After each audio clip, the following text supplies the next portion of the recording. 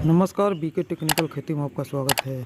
यह जो आपको पौधा दिखाई दे रहा है, इसका मैंने खेत में ट्रांसप्लांट किया था अगस्त में, और यह अब इसका आखिरी समय चल रहा है। अभी इसमें हार्वेस्टिंग शुरू है।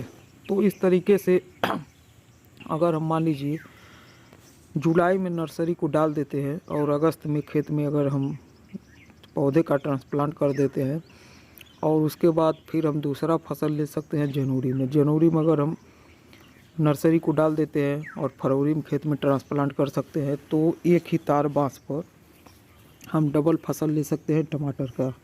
इससे आपको ज़्यादा लाभ होगा। एक बार बेड आपको बनाना पड़ेगा, एक बार तार बांस अगर लगा देंगे तो उसमें आप साल भर हार्वेस्टिंग लेते रहेंगे। उसके बाद फिर आपको खेत खाली कर देना है, खेत का अच्छी तरह से जुताई कर देना है और उसमें जो भी गोबर का खाद उद है डालकर फिर बेड बनाकर फिर अपना काम करिए, लेकिन लगातार नहीं।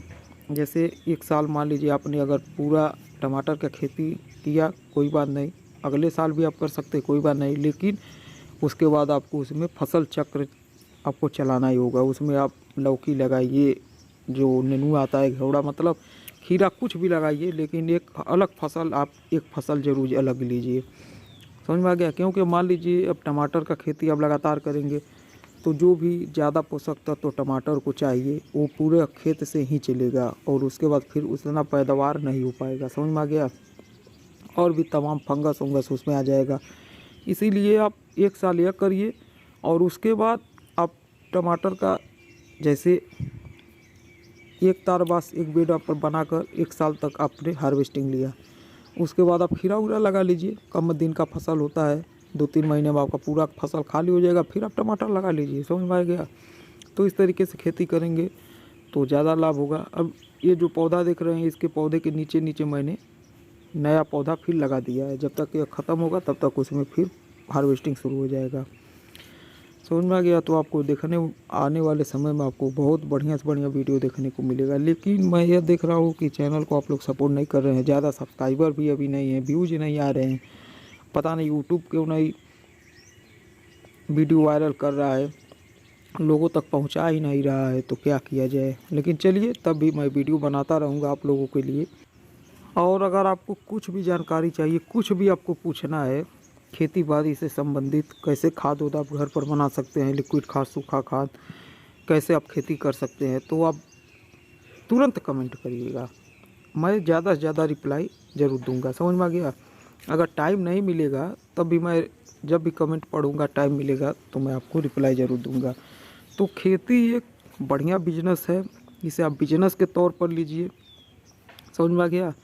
तो आप बहुत ही बढ़िया तरीके से खेती कर सकेंगे। और देखिए, खेती में सबसे पहला काम यह है कि आपको पैसा बचाना है इसमें। और पैसा आप कैसे बचा सकते हैं, कुछ अपना दिमाग लगाइए। ऑर्गेनिक खाद आप अपने घर पर ही खाद बनाइए। जितना भी हरा कचरा होता है, किचन वेस्ट, अत्ता पत्ता, सबसे आप खाद बनाइए। समझ में आ गया? क्योंकि पौधे के पत्ते जो होते हैं वो भी एक बढ़िया फर्टिलाइज़र होते हैं।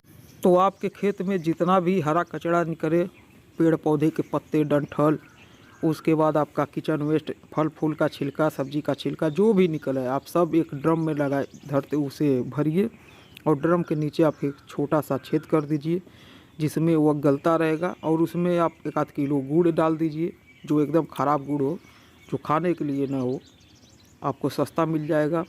और उसके बाद उसमें समझ लीजिए कि पैसा बचाइए खेत में। समझ में आ गया?